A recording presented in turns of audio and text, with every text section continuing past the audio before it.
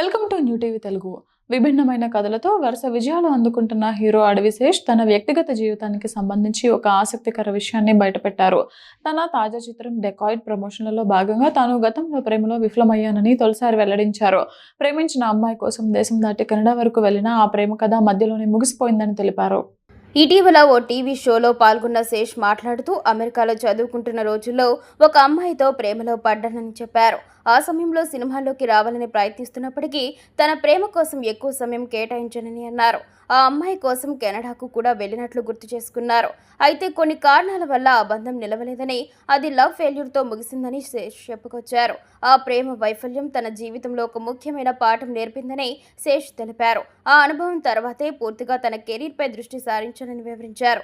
ఎలాంటి సినీ నేపథ్యం లేకుండా పరిశ్రమలోకి అడుగుపెట్టి తన స్వయం కృషితో హీరోగా నిలదొక్కుకోవడానికి ఆ పట్టుదలే కారణమని ఆయన మాటలను బట్టి అర్థమవుతోంది.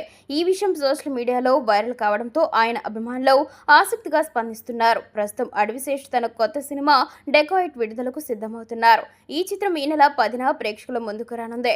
వరుస విజయాలతో మంచి ఫామ్లో ఉన్న శేష్ ఈ సినిమాతో మరో హిట్ కొడతాడని అభిమానులు భావిస్తున్నారు.